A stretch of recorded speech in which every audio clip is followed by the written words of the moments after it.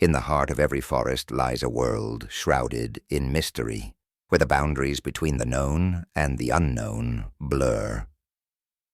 These dense, ancient woods have always stirred a primal unease in the human soul, their shadows concealing secrets that seem to whisper through the rustling leaves. Here, among the twisted roots and towering trees, our senses sharpen, alert to the unseen presences lurking just out of sight. The forest is a place of beauty, yes, but also of fear, a living, breathing entity where the wild and the otherworldly intertwine, evoking a deep, instinctual dread. In the quiet town of Ravendale, whispers of the screaming trees had persisted for generations.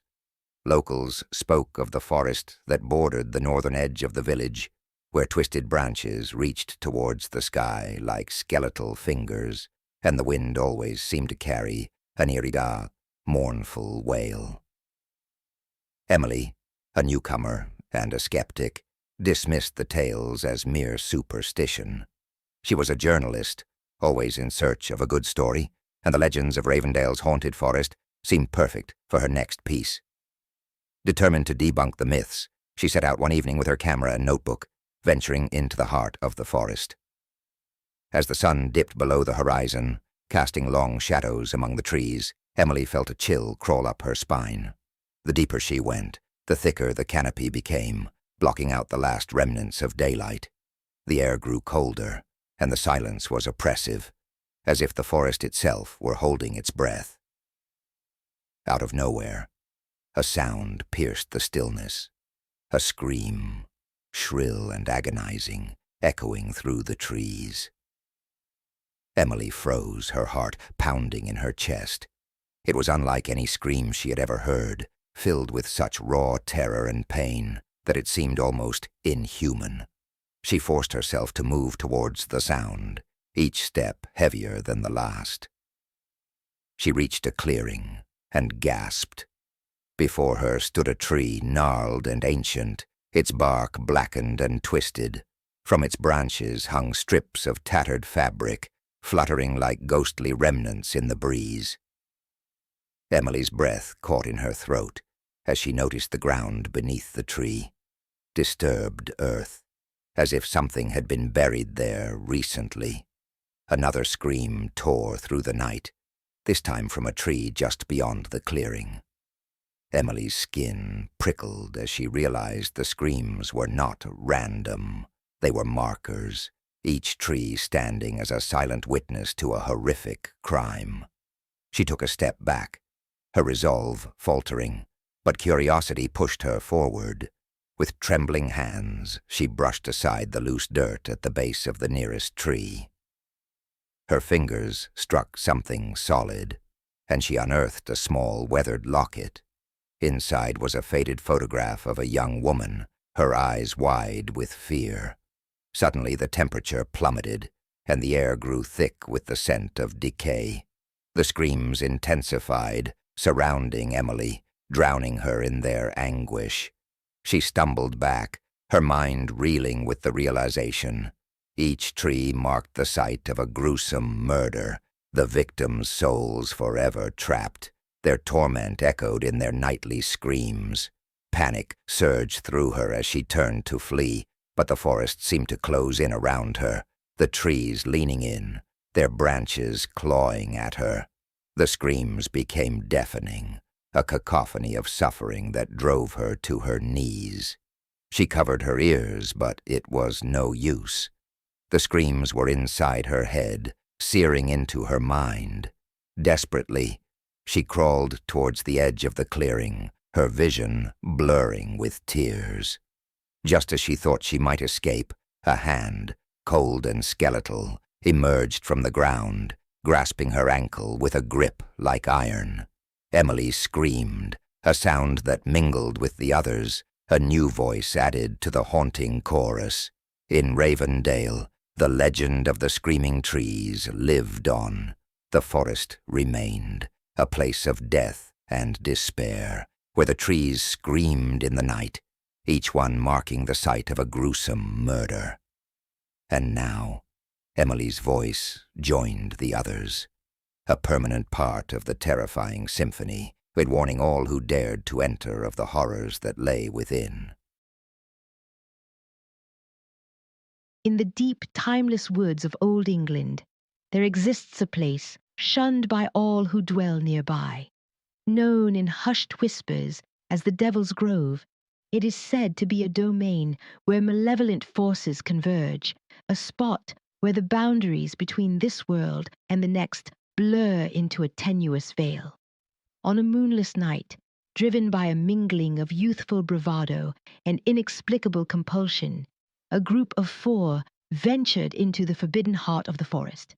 Sarah, possessing an arcane tome unearthed from her grandmother's attic, led her friends deeper into the oppressive gloom. The book, bound in leather of indeterminate origin and inscribed with cryptic sigils, seemed to possess a will of its own, guiding them with a silent, insistent pull. The grove was a place that defied natural order. The trees, ancient and twisted, stood sentinel in a perfect circle, their gnarled branches intertwining overhead to blot out the sky. The air here was stifling, thick with an indefinable dread that seemed to press upon their very souls.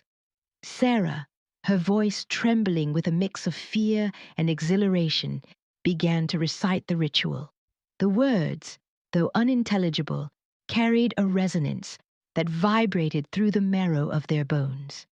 As her chant reached a crescendo, the air grew palpably heavier, the oppressive silence punctuated only by the distant rustle of unseen creatures. A sudden, acrid scent of sulphur permeated the grove, accompanied by a deep, reverberating chuckle that seemed to emanate from the very earth beneath them. The shadows lengthened unnaturally, coiling around the trees and creeping towards the circle's center where the teenagers stood, paralyzed by an unseen force. The darkness at the heart of the grove began to writhe and pulse, as if it were a living entity. From within its depths, a pair of eyes, smoldering like dying embers, emerged. The presence that accompanied those eyes was beyond comprehension, a formless void that gnawed at the edges of their sanity. "What have you summoned?"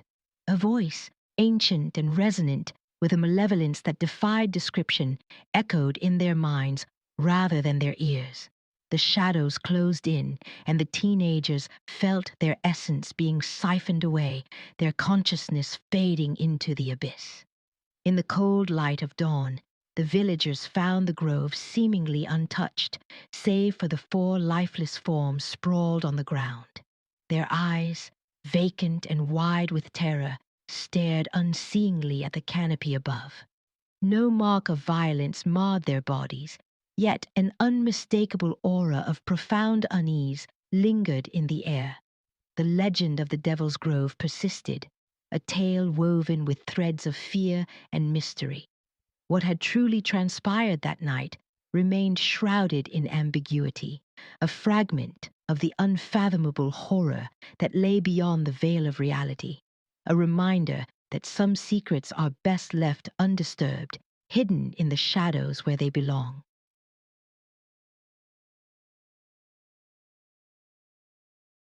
Evelyn had heard the legends of the Forest of Mirrors all her life. The old tales spoke of a dense, eerie section of the woods filled with ancient, reflective surfaces that showed not your reflection, but horrifying alternate realities. Most dismissed the stories as mere superstition, but Evelyn was curious. One foggy evening, armed with only a flashlight and her determination, she ventured into the heart of the forest. As she pushed through the thick underbrush, she noticed the temperature drop. A shiver ran down her spine as she stumbled upon the first mirror. It was tall and wide, its glass cracked but still remarkably clear. She hesitated, then shone her flashlight on its surface. Her breath caught in her throat as she saw herself in a reflection. But it wasn't quite her. The other Evelyn was gaunt and hollow-eyed, her clothes tattered and stained with dark, unidentifiable blotches. Behind her stood a grotesque figure, all twisted limbs and soulless eyes. The alternate Evelyn mouthed a silent scream, her eyes pleading. Evelyn stumbled back, her heart pounding. She turned to leave, but the forest had changed. The path she had come from was gone, replaced by more mirrors, each one showing different, horrifying versions of her life. In one, she was buried alive, clawing desperately at the dirt above her. In another, she wandered aimlessly through a desolate wasteland, her skin blistered from the harsh sun. The mirrors seemed to draw her in, each one more horrifying than the last. She tried to avoid looking, but her curiosity and fear compelled her to glance at each one.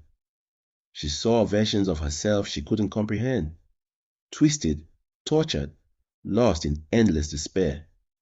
Desperation clawed at her mind as she tried to find a way out. Her flashlight flickered and died, plunging her into darkness. The only light came from the moon, reflecting off the mirrors in eerie, silvery glows. She could hear whispers now, faint and insistent, calling her name. Evelyn ran, her breath coming in ragged gasps. The forest seemed endless, the mirrors multiplying, their reflections growing more grotesque and nightmarish. She tripped and fell, her hands scraping against the cold ground. As she pushed herself up, she found herself face to face with the final mirror. This one showed a reflection so terrifying she couldn't tear her eyes away. It was her, but not her. This Evelyn was trapped inside the mirror, banging on the glass, her eyes wide with terror. Behind her, the twisted figure loomed closer, its mouth opening in a silent scream. Evelyn's own scream echoed through the forest as she felt a cold hand on her shoulder. She turned to see the grotesque figure from the reflections, its soulless eyes boring into hers. The last thing she saw was her own face, twisted in fear as she was pulled into the mirror, becoming just another horrifying reflection for the next curious soul to find.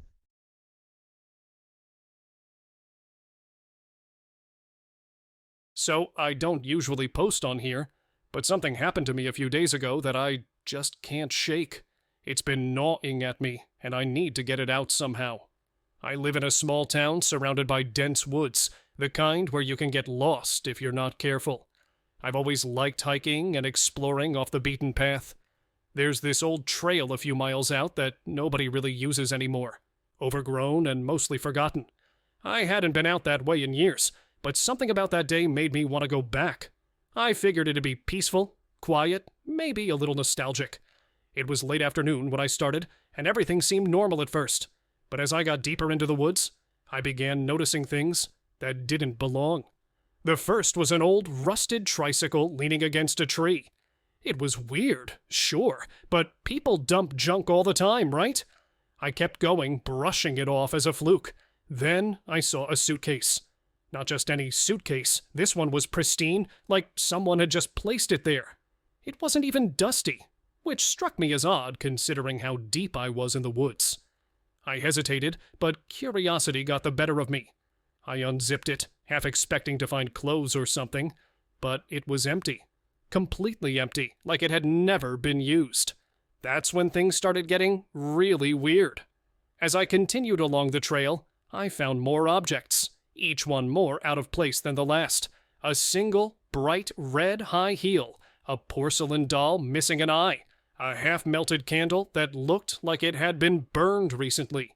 There were no signs of other people, no footprints, no broken branches, nothing to suggest anyone had been through there. The sun was setting, casting long shadows through the trees, and I started to feel watched. I don't know how to describe it, but it was like the woods themselves were aware of me, if that makes any sense. I'm not one to get spooked easily, but I couldn't shake the feeling that I wasn't alone. I turned around to head back, but no matter how far I walked, I kept finding myself near that damn tricycle. I must have circled back at least 3 times, but I swear I never turned around. It was like the forest was looping, trapping me there. By now, it was almost dark, and panic was starting to set in. I pulled out my phone to check the time, and the screen was just wrong. It was flickering between random numbers and symbols, like it couldn't make sense of where I was. I swear the battery drained in seconds. I don't know how I finally made it out. 1 minute I was hopelessly lost. The next, I stumbled out onto a road that shouldn't have been there. I practically ran back to my car and sped home. When I checked the time, I'd been gone for nearly 6 hours, but it only felt like 2.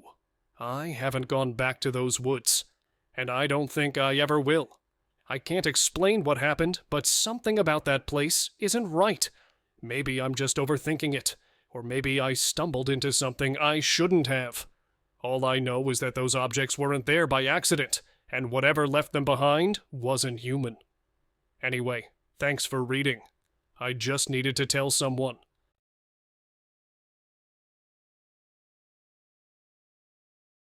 It was supposed to be a simple hike, just a group of friends taking a shortcut through the forest to save time. The late afternoon sun filtered through the dense canopy, casting dappled shadows on the trail. Jenna, always the adventurous one, led the way, her ponytail swinging with each step. "Are you sure this is the right path?" Alex asked, his voice tinged with uncertainty. "Yeah, I checked the map," Jenna replied, waving her phone dismissively. "This will get us to the campsite in no time." As they walked, the trail seemed to stretch on endlessly. The sounds of the forest grew quieter, the usual chirping of birds and rustling of leaves replaced by an eerie silence. Tim, the group's self-proclaimed skeptic, tried to lighten the mood with jokes, but even he couldn't shake the feeling that something was off. "Guys, we've been walking for hours," Emily said, her voice trembling. "This doesn't feel right." Jenna frowned, glancing at her phone again. "It's just a glitch. We'll be there soon." But as they continued, the path seemed to twist and turn in impossible ways. Every corner they rounded looked the same, the trees looming larger, their branches like skeletal fingers reaching out. The air grew colder, a chill settling into their bones. "Look," Alex said, pointing ahead. "Is that the same tree?" It was unmistakable. A gnarled ancient oak with a distinctive split trunk. They had passed it at least 3 times. Panic set in as they realized they were going in circles. "This is ridiculous," Tim muttered, kicking a rock. "It's like the forest is playing tricks on us." Emily's eyes widened. "What if it is? What if this place is bewitched?" They laughed nervously, but the fear was real. Jenna, now visibly shaken, suggested they turn back, but no matter which direction they took, the path seemed to guide them deeper into the forest. As night fell, the darkness became suffocating. Their flashlights flickered, casting long, menacing shadows.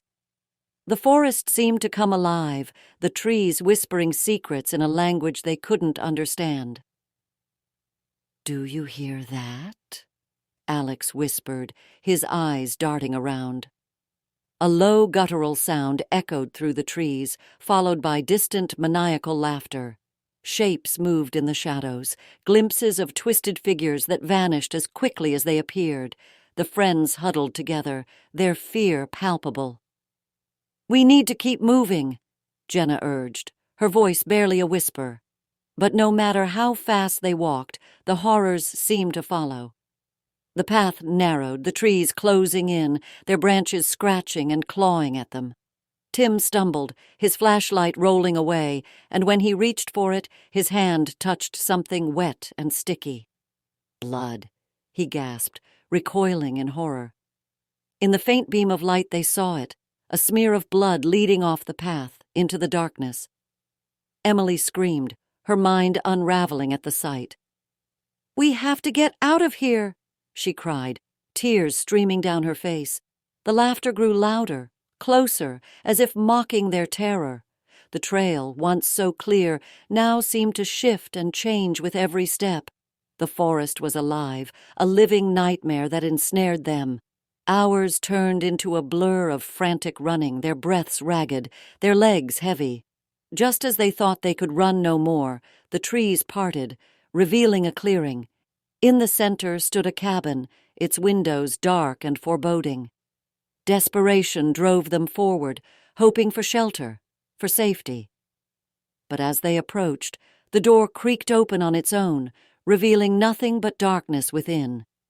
With no other choice, they stepped inside, the door slamming shut behind them. The last thing they heard was the forest's laughter, echoing through the night as the cabin swallowed them whole. The trail outside shifted once more, ready for its next unsuspecting victims.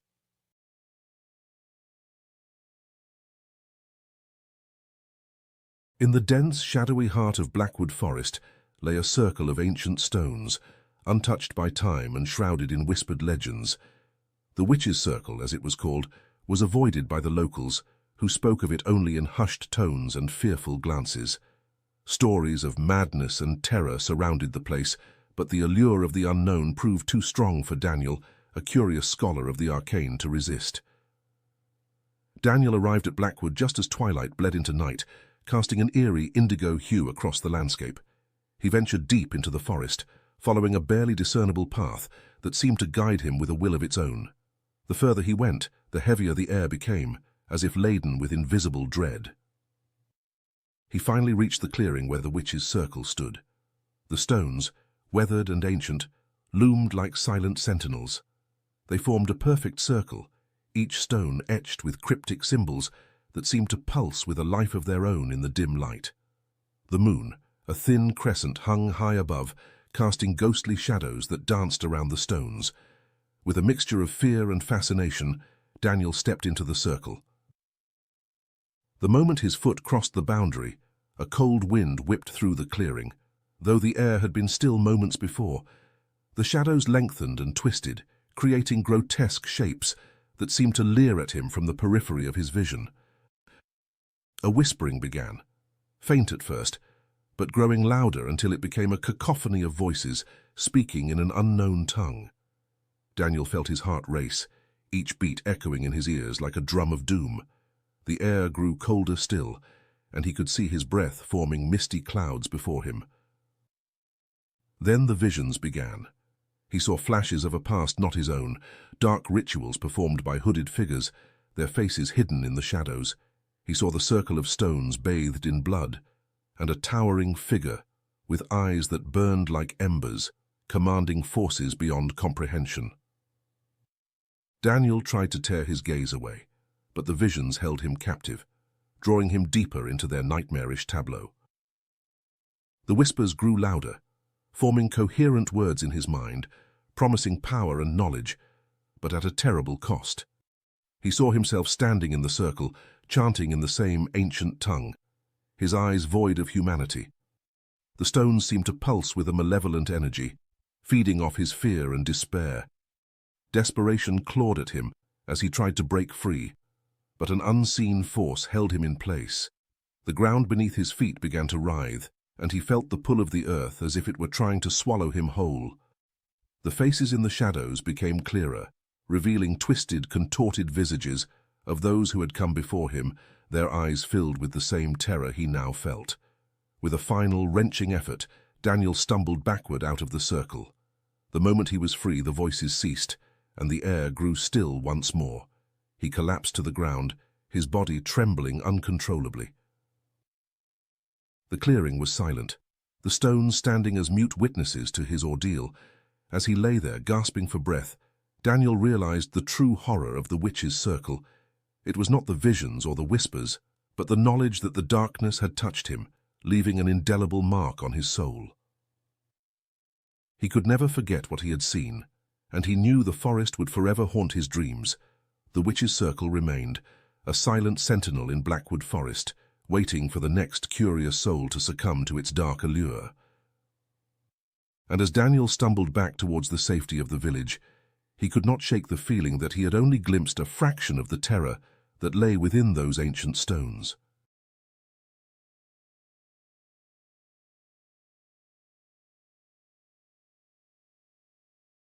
I've been an avid hiker for years. The peace of the forest, the fresh air, the solitude. It's my sanctuary. But something happened last night that has left me questioning everything. I decided to go on a solo camping trip deep into the woods, far away from any marked trails. I wanted to be completely isolated, just me and nature.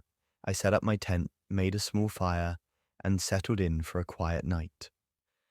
Around midnight I heard something. It was faint at first, just a distant rustling. I brushed it off as the wind, or some small animal, but it gradually grew louder. It sounded like footsteps, but not quite. There was an odd rhythm to them, almost like a shuffle. I grabbed my flashlight and shone it into the trees. Nothing. I called out, but there was no response, just the same shuffling sound, moving closer. I felt a chill run down my spine, but I convinced myself it was my imagination and tried to go back to sleep. That's when I heard it. A whisper, barely audible, coming from just outside my tent. My heart raced as I strained to hear. It was speaking my name. I shot up, unzipped the tent, and flashed the light around. Again, nothing, but the whispering continued, now coming from different directions surrounding me. It felt like I was being watched, hunted. In a panic, I packed up my gear as fast as I could and started making my way back to the trail. The whispering followed me the entire way, growing louder and more insistent. I could swear it wasn't just one voice, but many, overlapping, echoing through the trees. I finally reached my car just as dawn was breaking. The whispers stopped. The forest was silent again, like nothing had happened. I drove home, still shaking. I don't know what it was. A prank, a hallucination, something else. All I know is I won't be going back to those woods anytime soon. Has anyone else experienced anything like this? I need to know I'm not alone.